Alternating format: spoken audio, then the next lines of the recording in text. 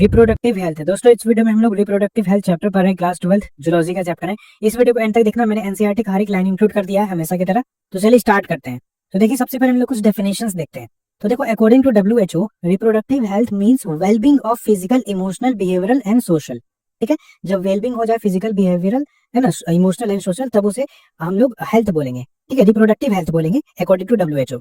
देखो India was the first country, India first country था जिसने इनिशिएट किया था reproductive health as a social goal. ठीक है, with a family planning programme. Family planning programme आया था 1951 में, इस बात को याद रखना। ठीक है, currently this is operated under RCH। RCH का मतलब क्या होता है? Reproductive child health care. ठीक है, reproductive child and health care. ठीक है, तो ये जो चीज है फैमिली प्लानिंग प्रोग्राम, ये भी RCH के अंदर ऑपरेट हो रहा है। अब RCH का ऑब्जेक्टिव क्या है? ये अवेयरनेस करता है about reproduction by audio visual, print media, NGOs, government द्वारा। इनका देखो मेजर रोल किनका होगा? मेजर रोल पेरेंट्स, टीचर्स का रहेगा। ठीक है, and introduction of sexual education. ठीक है, ये RCH का ऑब्जेक्टिव है। देखो पॉपुलेशन के बारे में एनसीईआरटी में काफी इंपॉर्टेंट दिया हुआ है। देखो according to 2011 census, population growth जो था वो लेस देन 2% था।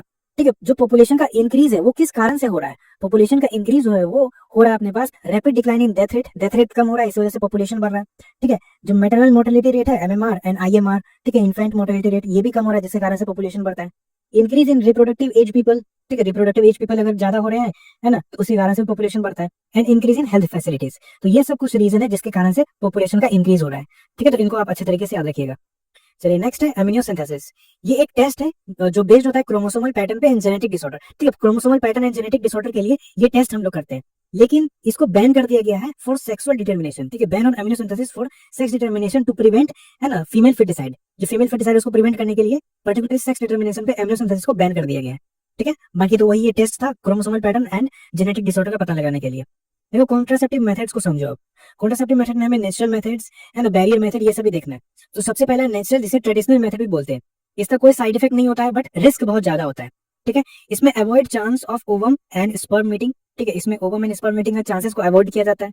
इसके कुछ टाइप्स है, जैसे पीरियोडिक एब्स्टिनेंस, यानी कि avoid coitus during 10 to 17 day of menstrual cycle. ठीक है, 10 to 17 day of menstrual cycle, क्योंकि यहाँ पे ये फर्टाइल पीरियड होता है। ठीक है, जो 14th डे पे ओव्यूलेशन होता है ना, इसी वजह से। समझ में आ गया? And withdrawal and coitus interruptus, यानी कि ड्यूरिंग सेक्सुअल इंटरकोर्स जब इजैकुलेशन हो रहा होगा तब मेल अपना पेनिस को विड्रॉल कर ले, दैट इज विथड्रॉल मेथड, ये इसे कोइटस इंटरप्टस बोलते हैं। नेक्स्ट है लैक्टेशनल एमेनोरिया। ये बेस्ड होता है ओव्यूलेशन पे और हार्मोन पे। ठीक है, हार्मोन पे ये बेस्ड होता है, इस बात का याद रखना, काफी इंपॉर्टेंट है। हार्मोनल बेस्ड होता है लैक्टेशनल एमेनोरिया। ठीक है, देखो जो साइकिल है do not occur during the period of intense lactation. ठीक है, जो मेंस्ट्रुअल साइकिल है ना, ठीक है, मेंस्ट्रुअल साइकिल ये इंटेंस लैक्टेशन के टाइम पे नहीं होता है।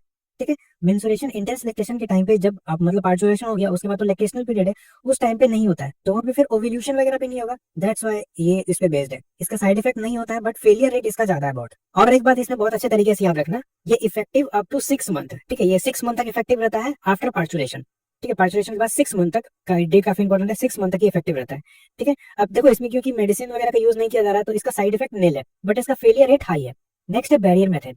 बैरियर मेथड जो है ये प्रिवेंट करता है फर्टिलाइजेशन, यानी कि प्रिवेंट करेगा conception by blocking the entry of sperm through cervix. ठीक है, सर्विक्स एंट्री ऑफ स्पर्म को ब्लॉक करके ये कंसेप्शन को प्रिवेंट करेगा। ठीक है, इसके एग्जांपल्स हो जाएंगे condoms, diaphragm, cervical caps and walls. ठीक है, कॉन्डम जो है ये बोथ मेल एंड फीमेल के लिए होता है, जैसे आपके एनसीईआरटी में एग्जांपल दिया हुआ है एक मेल कॉन्डम का, इसका नाम है निरोध। ठीक है, जो ये diaphragm, cervical caps and walls है, ये सिर्फ फीमेल्स के लिए होता है। ठीक है, और ये जो चीज है ये कवर करता है सर्विक्स ड्यूरिंग क्वार्टर्स। क्वार्टर्स के टाइम पे ये diaphragm, cervical caps and walls cervix को कवर कर लेता है, और ये रीयूजेबल होते हैं। ठीक है, कॉन्डम्स रीयूजेबल नहीं होते हैं, बट ये तीनों चीजें हैं ये रीयूजेबल होते हैं। ठीक है, कॉन्डम जो ये प्रिवेंट करता है from STD, sexually transmitted disease and AIDS को। ठीक है, इन दोनों को भी प्रिवेंट कर सकता है। ठीक है, and spermicidal creams, jellies and foams along with barrier. ठीक है, बैरियर के साथ इन सभी चीजों का इस्तेमाल किया जाए तो फिर वो कॉन्ट्रासेप्टिव का इफिशिएंसी को इंक्रीज कर देता है, इस बात का रखना। ठीक है, इस तरीके का होता है डायफ्राम, ये सर्वाइकल क्रैप्स, ये वॉल्स, है ना, ये मेल कॉन्डम एंड ये फीमेल कॉन्डम। नेक्स्ट है इंट्रा यूट्राइन डिवाइसेस, जिसको IUDs बोलते हैं। ये फीमेल्स के लिए होता है एंड इसे इस्तेमाल किया जाता है टू डिले प्रेगनेंसी को डिले करने के लिए। ठीक है, एंड ये inserted by expert doctors and nurses in uterus में इंसर्ट किया जाता है bye expert doctors and nurses. देखो IUDs जो है ये इंक्रीज कर देता है फेगोसाइटोसिस ऑफ स्पर्म। ठीक है, स्पर्म का फेगोसाइटोसिस कर देगा इन यूट्रस में। एंड ये मोस्ट वाइडली एक्सेप्टेड मेथड है, याद रखना, मोस्ट वाइडली एक्सेप्टेड मेथड कौन है? IUDs। ठीक है, देखो नॉन मेडिकेटेड IUDs होते हैं, कॉपर रिलीजिंग IUDs होते हैं, हार्मोन रिलीजिंग IUDs होते हैं। नॉन मेडिकेटेड IUDs का एग्जांपल है Lippes loop, copper releasing IUDs का एग्जांपल है कॉपर टी, है ना, copper 7 and Multiload 375। Hormone releasing IUDs का एग्जांपल है प्रोजेस्टेजेट, LNG 20। देखो कॉपर रिलीजिंग IUDs ये क्या काम करता है? ये कॉपर आयंस को सप्रेस कर देता है है ना, देयरफॉर स्पर्म मोटिलिटी डिक्रीज करा देगा and fertility capacity of sperm भी डिक्रीज करा देगा।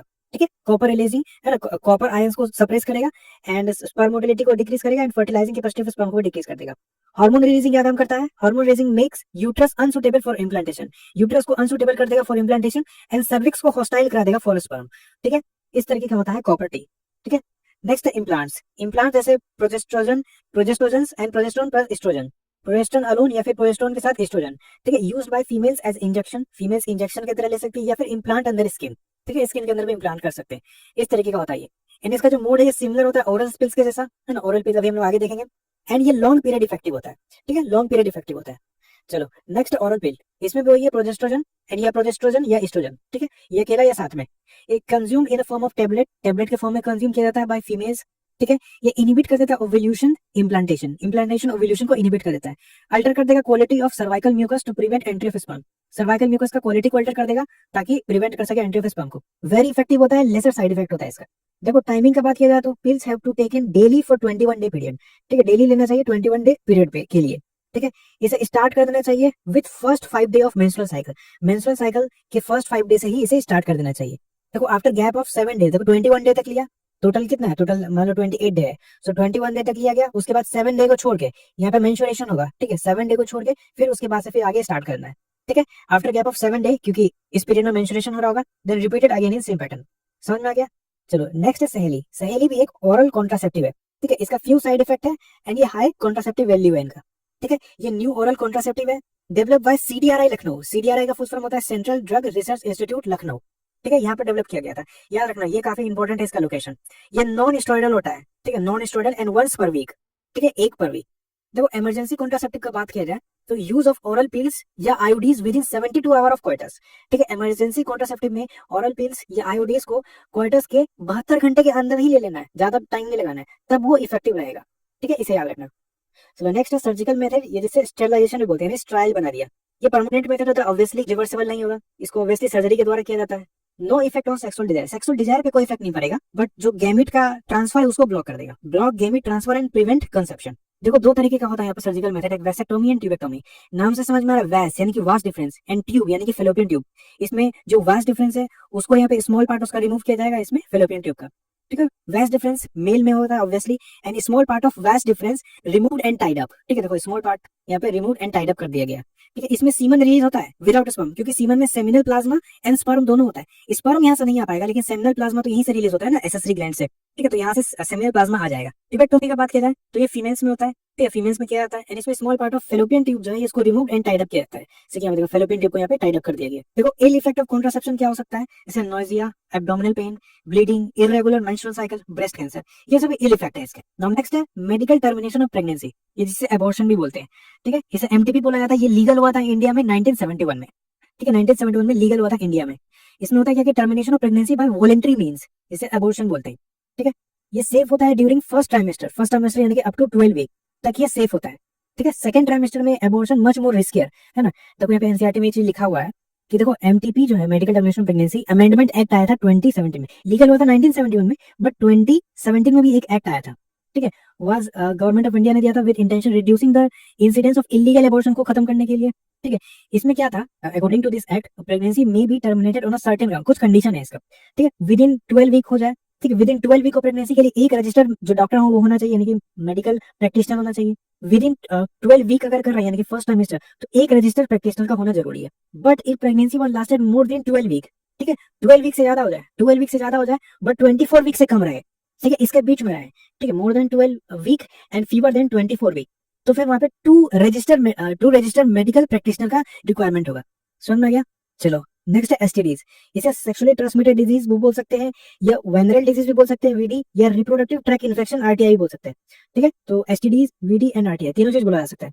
देखो ये सेक्सुअली ट्रांसमिटेड तो होता ही है but also transmitted through sharing injection, ठीक है इंजेक्शन या शेयरिंग सर्जिकल इंस्ट्रूमेंट, इनके द्वारा भी ये शेयर हो सकता है, ट्रांसमिट हो सकता है। ठीक है, इंजेक्शन या सर्जिकल इंस्ट्रूमेंट या ट्रांसफ्यूजन ऑफ ब्लड एंड या from infected mother to foetus. ठीक है, तो शेयरिंग इंजेक्शन या surgical instrument, transfusion of blood या from infected mother to foetus, इनसे भी ये ट्रांसफर हो सकता है एसटीडीज। इसका एग्जांपल क्या है, gonorrhoea, syphilis, chlamydiasis, genital warts and trichomoniasis. ठीक है, और भी है hepatitis B, genital herpes and AIDS. देखो ये जो है ना, ये आपके क्यूरेबल है अगर डिटेक्ट कर लिया गया अर्ली स्टेज पे, ठीक है, क्यूरेबल अगर डिटेक्ट कर लिया गया अर्ली स्टेज में। बट ये जो है hepatitis B, genital herpes and AIDS, ये आपके नॉन क्यूरेबल है, याद रखना, ठीक है, नॉन क्यूरेबल है। और एड्स को ऑब्वियसली एचआईवी इन्फेक्शन बोलते हैं, और ये मोस्ट डेंजरस होता है एड्स, ठीक है, मोस्ट डेंजरस एसटीडी आपका एड्स ही है, ठीक है। तो ये था। चलो देखो अर्ली सिम्टम्स क्या है एड्स का, जैसे itching, fluid discharge, slight pain, है ना, स्वेलिंग इन जेनिटल पार्ट्स, ये सब चीज अगर जेनिटल पार्ट्स में हो रहा है तो फिर वो अर्ली स्टेजेस है, ठीक है। इफ नॉट ट्रीटेड या डिटेक्टेड अर्ली, यदि एसटीडी को अर्ली डिटेक्ट नहीं किया गया तो क्या हो सकता है, तो पेल्विक इन्फ्लेमेटरी डिजीज हो सकता है, एबॉर्शन का कंडीशन आ सकता है, ठीक है, स्टिल बर्थ, एक्टोपिक प्रेगनेंसीज हो सकता है ना, इनफर्टिलिटी, कैंसर भी हो सकता है इन रिप्रोडक्टिव ट्रैक्ट। तो ये सारी चीजें हो सकती है अगर इसे अर्ली डिटेक्ट नहीं किया गया तो। प्रिकॉशंस क्या है, प्रिकॉशंस है avoid sex with unknown partner या मल्टीपल पार्टनर्स, ठीक है। Always try to use condom during coitus, sex को अवॉइड करना है अननोन या मल्टीपल पार्टनर के साथ, कॉन्डम्स को यूज करना है during coitus. In case of doubt go to qualified doctor for early detection and get complete treatment and diagnosis करवाना है विद इन्फेक्शन, ठीक है, क्वालिफाइड डॉक्टर के पास जाना है अगर कोई डाउट हो तो। समझ आ गया, तो ये प्रिकॉशंस है। चलो नेक्स्ट है इनफर्टिलिटी। इनफर्टिलिटी क्या होता है, inability to conceive children even after 2 year of unprotected sex, ठीक है, अनप्रोटेक्टेड सेक्स के बाद भी 2 ईयर तक यदि चिल्ड्रन कंसीव नहीं हो रहा, दैट इज कॉल्ड इनफर्टिलिटी, ठीक है। तो करेक्ट इनफर्टिलिटी कुछ टेक्निक्स है, ठीक है, जिसको हम लोग आर्ट बोलते हैं। आर्ट का फुल फॉर्म होता है असिस्टेड रिप्रोडक्टिव टेक्निक्स, ठीक है ना। ये जो टेक्निक्स है where clinical diagnosis not possible, तो वहां पे हम लोग आर्ट का इस्तेमाल करते हैं। देखो आर्ट में 2 तरीके का होता है, एक इन विट्रो एंड एक इन विवो। इन विट्रो जैसे समझ में आता है बाहर में, और इन विवो अंदर में, ठीक है। इन विट्रो इसमें एम्ब्रायो का ट्रांसफर होता है, और इन विवो इसमें गैमीट का ट्रांसफर होता है। इन विट्रो का एग्जांपल है जिफ्ट, ठीक है, IUT, ICSI, and in Vivo का एग्जांपल है एआई, ठीक है, आईयूआई एंड गिफ्ट। इन सभी को भी हम लोग यहाँ पर डिटेल में देखते हैं। तो देखो आर्ट यानी कि assisted reproductive techniques, in vitro fertilisation and in vivo fertilisation. और याद रखना आईवीएफ जो है, देखो दोनों का भी देखोगे तो दोनों ही आईवीएफ है, लेकिन आईवीएफ हम लोग सिर्फ इन विट्रो के लिए इस्तेमाल करते हैं, याद रखना, always remember IVF in vitro के लिए ही इस्तेमाल होता है। इसमें फर्टिलाइजेशन आउटसाइड द बॉडी होता है इन विट्रो में, और इन विवो में fertilisation inside the female body होता है। इन विट्रो में एम्ब्रायो ट्रांसफर होता है ना, जैसे इसमें टेस्ट ट्यूब प्रोग्राम है and ICSI, test tube baby programme. Test tube baby programme में क्या होता है, इसमें जो स्पर्म है ओवा, उसका आउटसाइड फर्टिलाइजेशन होता है, ठीक है, मेल से स्पर्म ले लिया, फीमेल से ओवा ले लिया, आउटसाइड फर्टिलाइजेशन हुआ। उसके बाद जाइगोट बनेगा ऑब्वियसली, एंड जाइगोट से ऑब्वियसली उसमें क्लीवेज होता है, तो उससे ब्लास्टोमेयर्स बनता है। तो देखो जाइगोट है अर्ली एम्ब्रायो जिसको बोल सकते हैं, यानी कि अप टू 8 ब्लास्टोमेयर, ठीक है, याद रखना, always remember up to 8 blastomere zygote, या उसको अर्ली एम्ब्रायो भी बोल सकते हैं। उसे हम लोग फेलोपियन ट्यूब में ट्रांसफर करते हैं, याद रखना।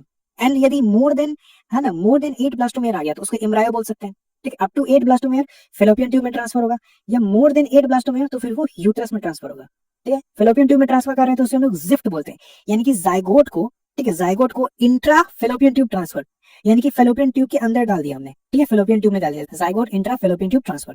समझ में आ गया। चलो यदि मोर देन 8 ब्लास्टोमेयर है तो फिर हम लोग उसे यूट्रस में डालते हैं, यानी कि इंट्रा यूट्राइन ट्रांसफर, ठीक है, इंट्रा यूट्राइन ट्रांसफर। समझ में आ गया। Up to 8 blastomere fallopian tube, more than 8 blastomere uterus, ठीक है, काफी इंपॉर्टेंट था ये।